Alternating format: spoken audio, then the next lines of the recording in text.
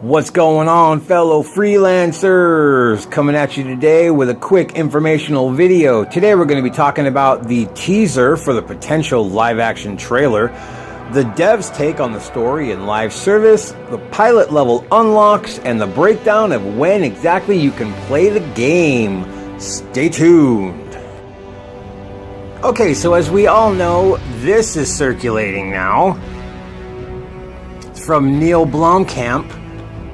For those who do not know, he works for Oat Studios and is responsible for projects like District 9. He's also been involved in several game trailers for game series like Halo, for example.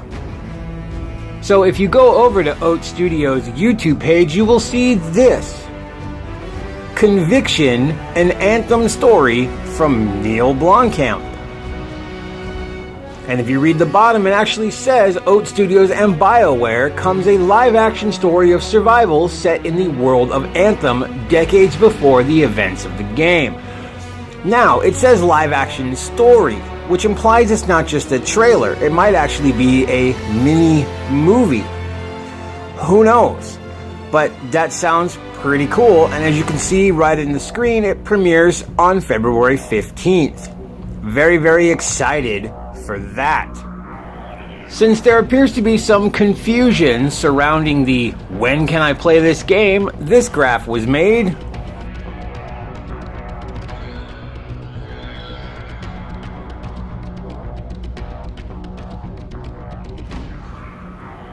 In regards to the story, Casey Hudson had this to say. We didn't want to kind of just leak things out from 0 all the way up to 100%. We actually want you to be able to jump in and get a big experience that really establishes what this world is and what the experience is. We've got all 4 javelins and a big critical path story. However, he stresses that the critical path is not a resolution. With Mass Effect 1, we had something on the order of 40 or 50 planets that you could discover and explore. But the story was written as a race against time. So people would finish the game in 13 to 15 hours because of the nature of the story. The critical path serves a different purpose in Anthem. It's meant to introduce you to this world that you get to continue living in, as opposed to telling a story and then it's over. The critical path blends into the things that are meant to be dynamic and change from week to month.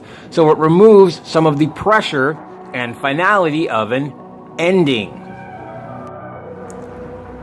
Jonathan Warner then weighed in.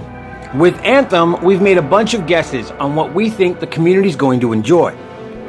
As the live service evolves and grows, we're going to be listening closely and making adjustments and trying to provide more of what they like and less of what they don't.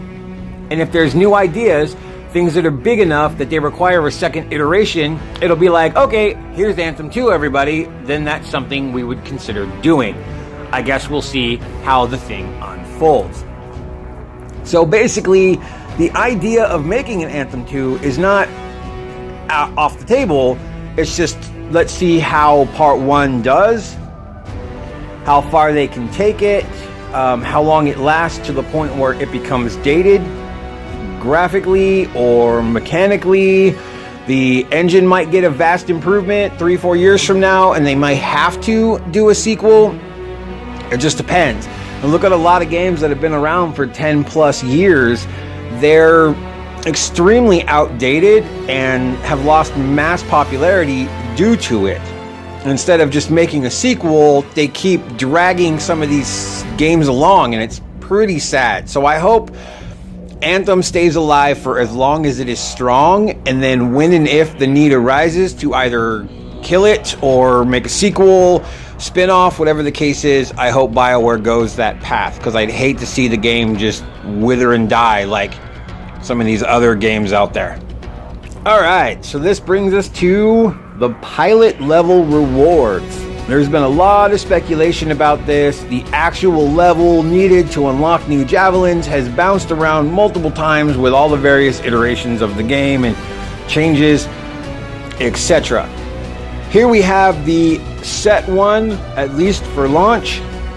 And as you can see, it's every even level.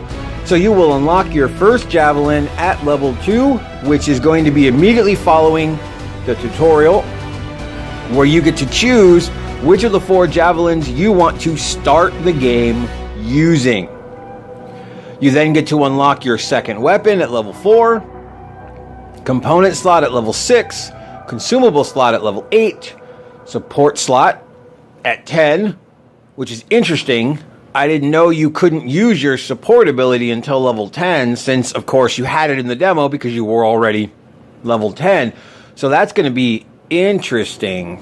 It's kind of cool though, because it gives you the ability to get used to the basics of the game before you start incorporating, because some of those support abilities can be